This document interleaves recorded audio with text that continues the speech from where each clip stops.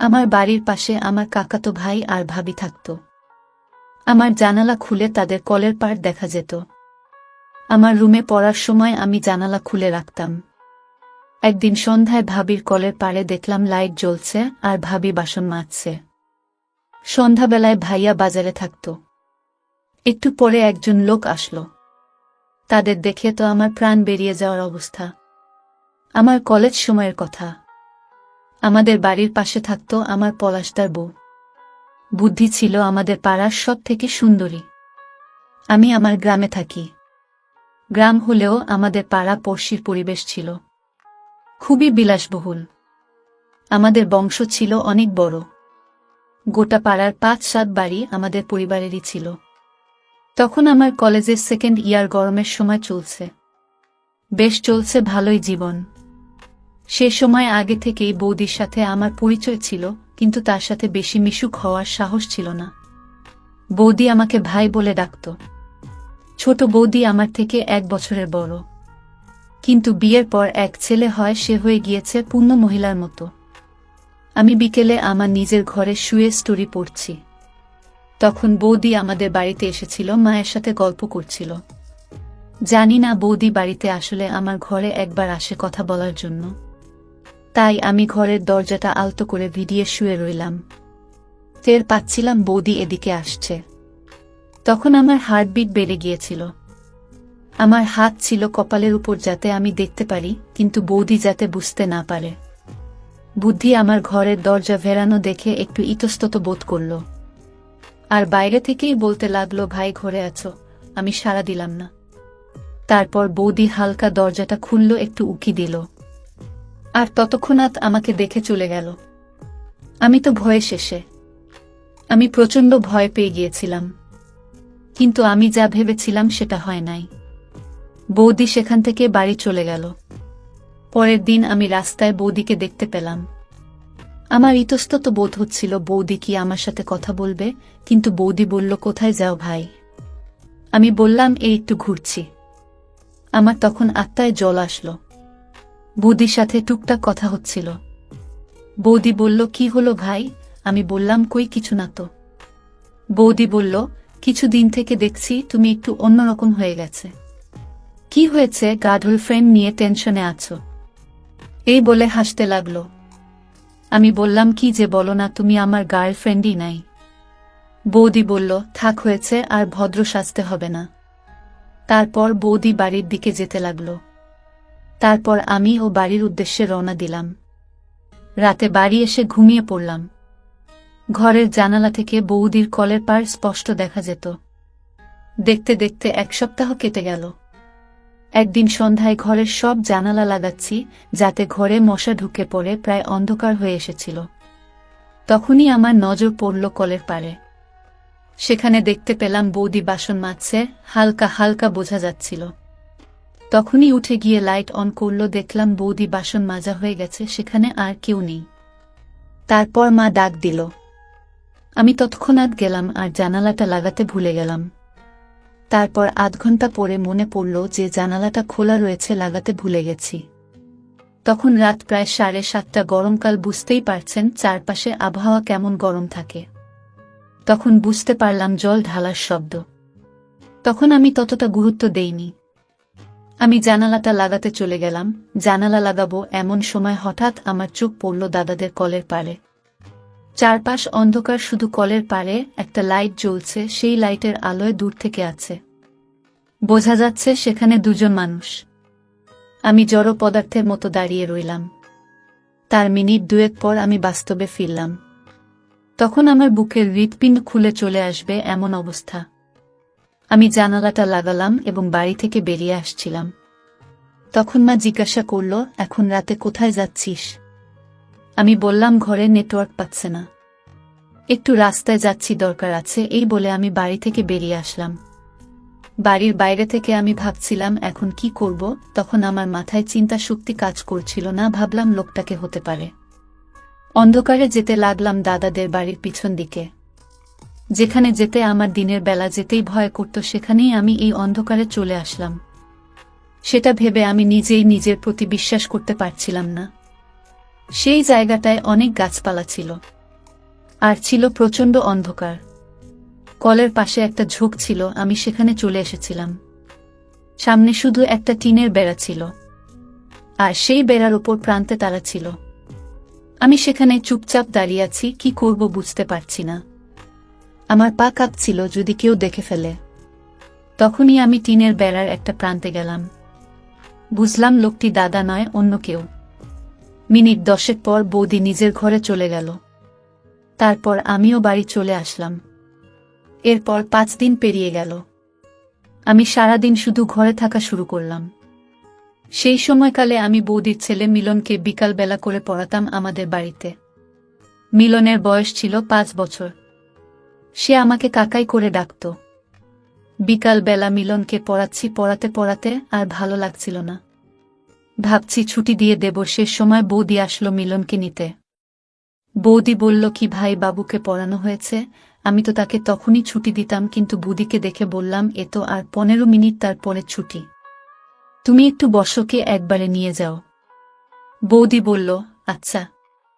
কাকি কোথায়? আমি বললাম, মা একটু বাজারে গিয়েছে, তুমি বসো। বৌদি বলল, ঠিক আছে। আমি মিলনকে পড়াচ্ছি, কিন্তু আমার মন বলছে অন্য কথা বলি। তুমি কিভাবে পারলে শুধু নিজের কথা ভেবে এমন কাজ করতে? তারপর আমি মিলনকে ছুটি দিয়ে দিলাম। বৌদিকে বললাম, নাও হয়ে গেছে, এবার ওকে নিয়ে যাও। আমি উঠে পড়লাম, মিলনকে নিয়ে নিচে উঠোনে আসলাম। বৌদি তখন সিঁড়ি থেকে আমাদের পিছনই নামছিল। ঠিক তখনই হুঁচ খেয়ে বৌদি পড়ে যাবে। সেই সময় আমি দৌড়ে গিয়ে বৌদিকে ধরে ফেললাম। তারপর বৌদিকে জিজ্ঞাসা করলাম, বৌদি তোমার লাগেনি তো? বৌদি বলল, না, ঠিক আছে, তুমি না ধরলে পড়েই যেতাম। থ্যাঙ্কস ভাই। এই বলে মিলনকে নিয়ে চলে গেল। তারপর কিছুদিন পর আমি নিজের উপর সাহস জাগিয়ে আগানোর সিদ্ধান্ত নিলাম। সেদিন আমি আমার ঘরের জানালার সামনে বসে পর্যবেক্ষণ করতে থাকলাম। বৌদি কতবার কলের পাড়ে আসে দিনে।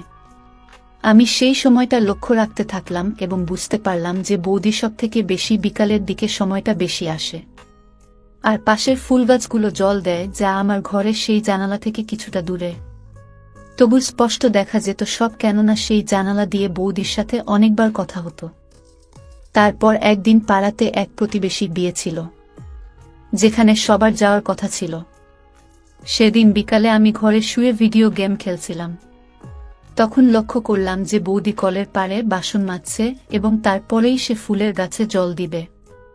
আমি আমার ঘরের সব দরজা জানলা বন্ধ করে দিয়ে শুধু ওই জানালাটা খোলা রাখলাম, আর ঘরের লাইট জ্বালিয়ে দিলাম। তারপর আমি জানালার সামনে একটা পার্ট অল্প আগে দিলাম, এমনভাবে যাতে আমার মুখ বাইরে থেকে দেখা না যায়।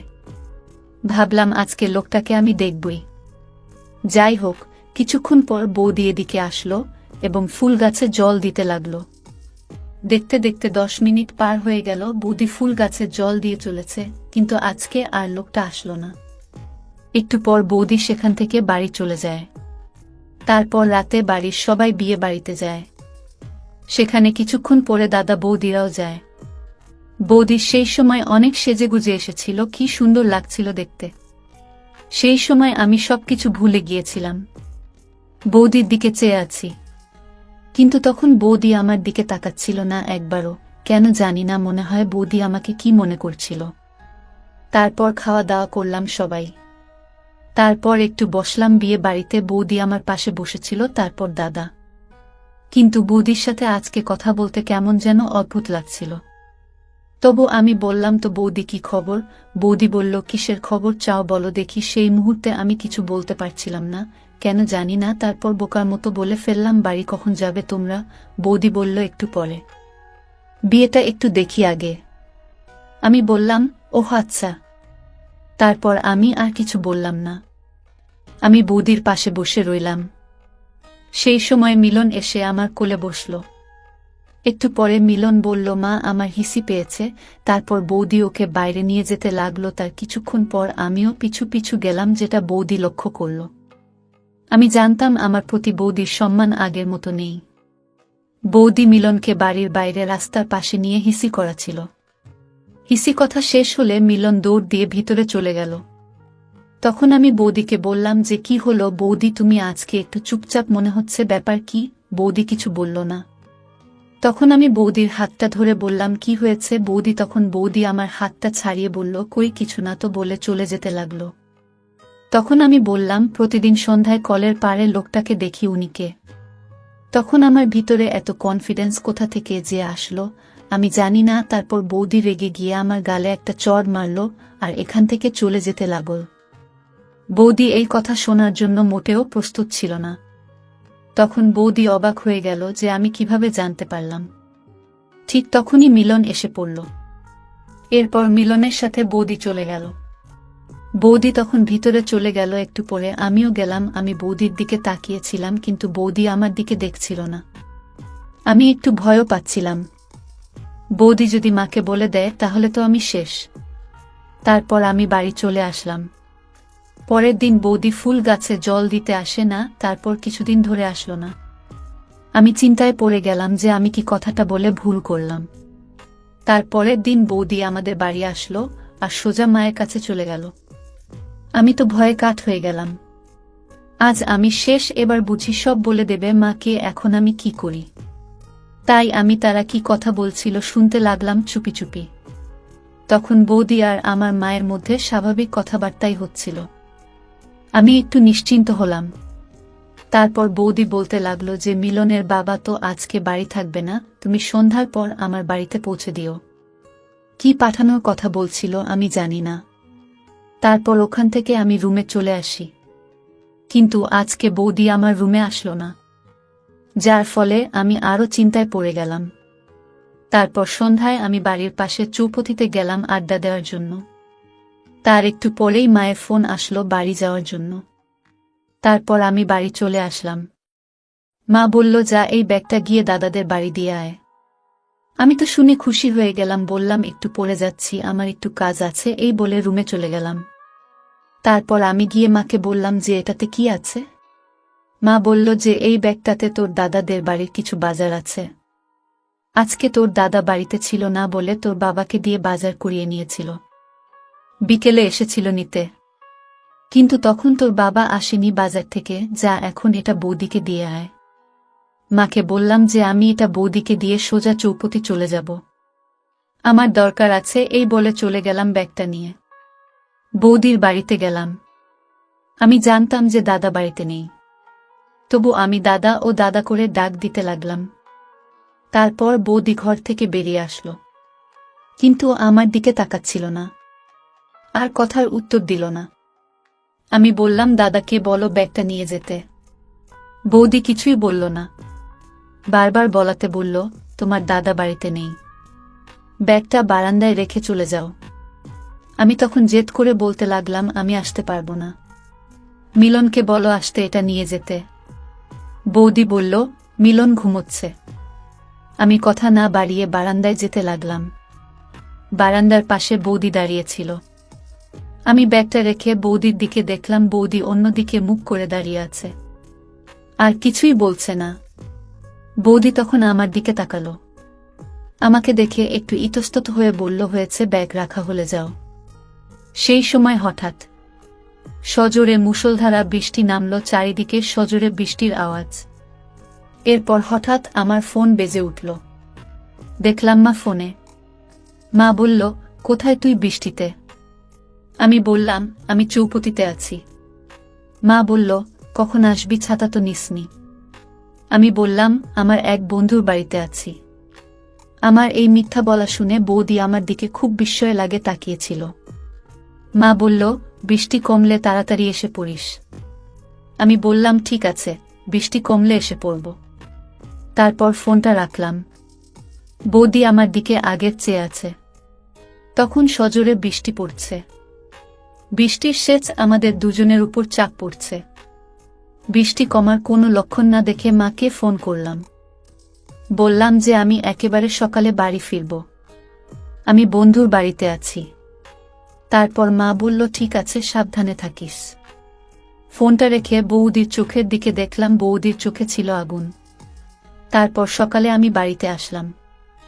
শরীরটা খুব ক্লান্ত লাগছিল। এমন সময় মা বলেন খবরদার রাতে বাড়ি থেকে বের হবেন না। আজ রাতে বাড়িতে কীর্তন আছে। আজকে বাড়িতে থাকবি, না হলে বাবারা করবে। তুই তো জানিস তো বাবা রাগী। আমি ঠিক আছে বলে স্নান করতে চলে গেলাম। স্নান সেরে বেরিয়ে খেয়ে দিয়ে ঘুম দিলাম, উঠলাম একেবারে বিকেলে, বেশ ঘুম হলো। ঘর থেকে বেরিয়ে দেখি বারান্দায় বৌদি আর মা বসে মালা বানাচ্ছে। আমি একটু লজ্জা পেলাম বৌদির সামনে যেতে। বৌদিকে দেখে আমি আমার হাসি আটকাতে পারলাম না। তারপর মাকে গিয়ে বললাম, কি করছো তোমরা? মা বলল, দেখতে পারছিস না। মা সেখান থেকে অন্য কাজে চলে গেল। বৌদি সেখানে মালা বানাচ্ছিল। আমি বউ কাছে গিয়ে বললাম, আমিও বানাবো। বৌদি বলল, ঠিক আছে ভাই। এরপর বৌদি একটা হাসি দিল। আমি তারপর নিজের রুমে শুয়ে রইলাম। একটু পরে মিলন আমার রুমে আসলো, বলতে লাগলো, কাকা কাকাই তোমার ফোনটা দাও না। আমি বললাম, কেন কাকে, কি করবে তুমি ফোন দিয়ে? মিলন বলল, গেম খেলবো, দাও না।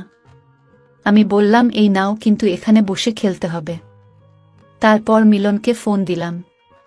মিলন গেম খেলতে লাগলো। এভাবে প্রায় 1 ঘন্টা হয়ে গেল। আমি মিলনকে বললাম, দাও কাকাই, অনেক খেলেছ, আর না, এত ফোন দেখতে নেই। মিলন বলল, আরেকটু কাকাই। আমিও জোর করলাম না। মিলন খেলতে লাগলো, আমি শুয়ে আছি। তখন বৌদি ঘরে প্রবেশ করল। বৌদি বলল, বাবা কি করছো তুমি কাকাইয়ের সাথে? মিলন বলল, গেম খেলছি। বৌদি বলল, অনেক খেলেছ, এখন চলো দেখি। এখনই কীর্তন শুরু হবে, তুমি বাইরে এসো। মিলন বলল, আমি আর একটু খেলবো মামা। বৌদি তারপর আমার দিকে তাকালো। ঠিক তখনই মা বৌদিকে ডাকতে লাগলো, এই শিপা, কই গেলি রে মা? বৌদিকে শিপা বলে ডাকে।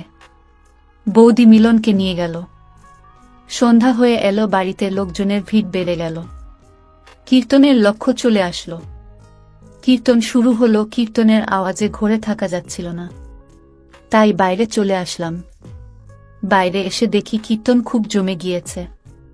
ওখানে বাবা মা, তারপর আমাদের গোষ্ঠীর সবাই, তারপর বৌদি। বৌদির কোলে মিলন ও কীর্তনের তালে তালে হাত নাড়াচ্ছে। বৌদি ঘুরে আমার দিকে দেখল আর হালকা হাসল। তারপর মামাকে ডাকতে লাগলো, বলল কীর্তনের কাছে এসে বসতে। তারপর আমিও গেলাম, বসলাম। আমার সামনে কাকি বসেছিল, আমার বাবার কাকাতো ভাইয়ের বউ তার পাশে বসেছিল। বৌদি বারবার ঘুরে আমাকে দেখছিল। এভাবে প্রায় 2 ঘন্টা পার হয়ে গেল। কীর্তন তখন খুব জমে গিয়েছে। তখন মা বৌদিকে বলল যে তাদের বাড়ি থেকে প্লেটগুলো নিয়ে আসতে। বৌদি বলল, ঠিক আছে। মা বলল বৌদিকে আমাকে সাথে নিয়ে যেতে, অন্ধকার ছিল তাই। আমি আর বৌদির রাস্তা দিয়ে যেতে লাগলাম। ভেবেছিলাম যে এই অন্ধকারে বৌদি আবার কি না কি বলে বসেন।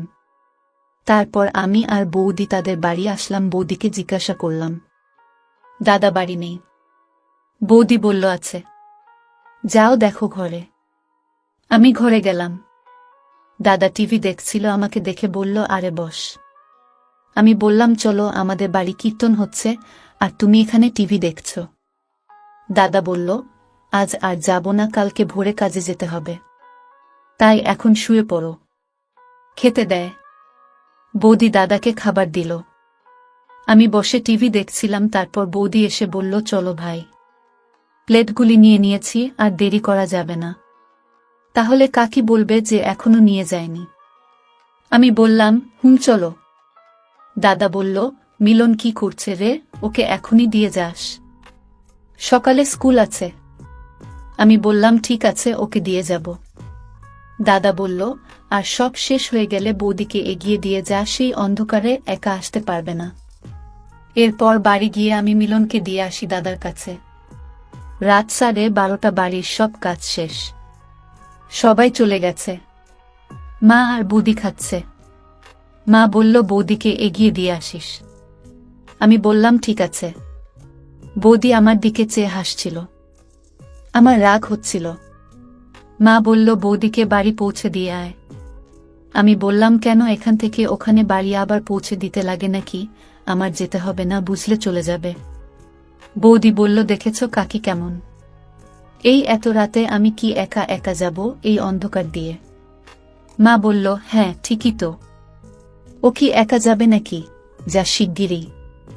আমি বললাম আমার ঘুম পাচ্ছে, আমি যেতে পারবো না। বৌদি অবাক হয়ে তাকিয়ে আছে আমার দিকে। মা বলল, যাবি নাকি তোর বাবাকে ডাক দেব? এমনিতে মোবাইলের নেটওয়ার্ক না পেলে অন্ধকারে রাস্তায় চলে যায়, আর এখন দেখো তার নাকি ঘুম পেয়েছে। তুই কি রাতে 2টার আগে ঘুমোস? সারা রাত মোবাইল টিপা, যা বলছি। আমি বললাম ঠিক আছে, যাচ্ছি। এত গভীরে যাওয়ার কি আছে? বৌদি বলল, চলো তাড়াতাড়ি, আমার দেরি হচ্ছে। একটা টর্চ নিয়ে আমি আর বৌদি বেরিয়ে পড়লাম। বৌদি বারবার আমার দিকে দেখছে, তারপর হঠাৎ বৌদি বলল, চলো তাড়াতাড়ি বাড়ি, আমার দেরি হচ্ছে, তোমার দাদা অপেক্ষা করছে। আমি বললাম, কেন, আজকে কি কোনো প্ল্যান আছে নাকি? তারপর আমি কিছু বললাম না। তখন বাজে রাত 1:30। আমি আর বৌদি ছিলাম মেন রোডের পাশে কাঁচা রাস্তা। তারপর বৌদিকে রেখে বাড়ি চলে আসলাম।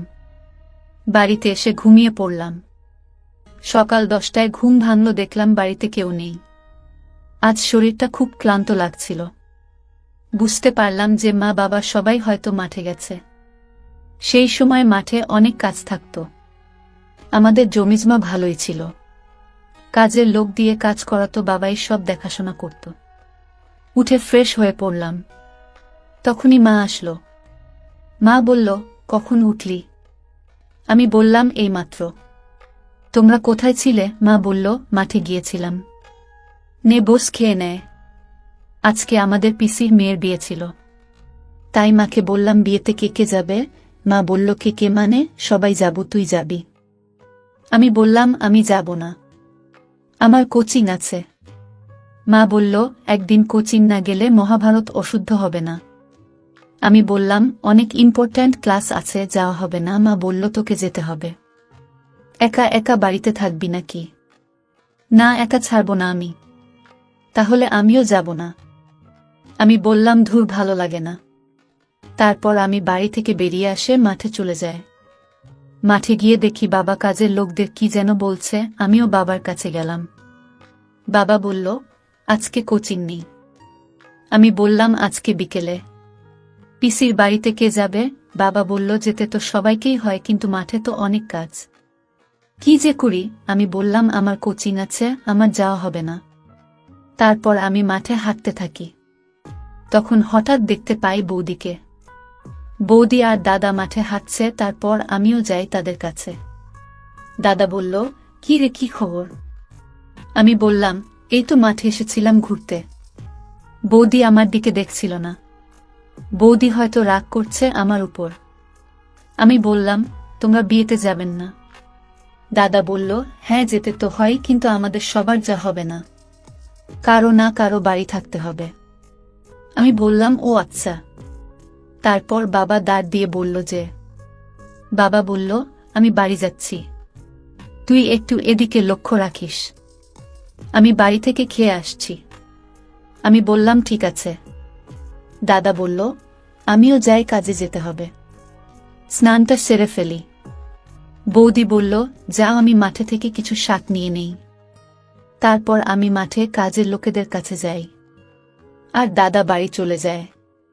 আমি দূর থেকে দেখছি যে বৌদি ভুট্টা ক্ষেতের কাছে শাক তুলছে। তখনই আমার মাথায় একটা বুদ্ধি আসছে। কাজের লোকেদের বললাম যে, তোমরা কাজ করো, আমি ওদিক থেকে আসছি। কাজের লোক বলল, ঠিক আছে। আমি বৌদির দিকে সরাসরি গেলাম না, আমি খানিকটা ঘুরে গেলাম, কারণ মাঠে অনেক লোক ছিল, যে যার কাজ করতে ব্যস্ত। আমি ভুট্টা ক্ষেতের কাছে যাই। তারপর কি হয়েছিল সেটা বলবো গল্পের শেষ অংশে। গল্পটির শেষ অংশ দেখার জন্য আপনারা যারা এই চ্যানেলটি নতুন দর্শক, তারা চ্যানেলটি সাবস্ক্রাইব করে সাথে থাকবেন। ধন্যবাদ সবাইকে।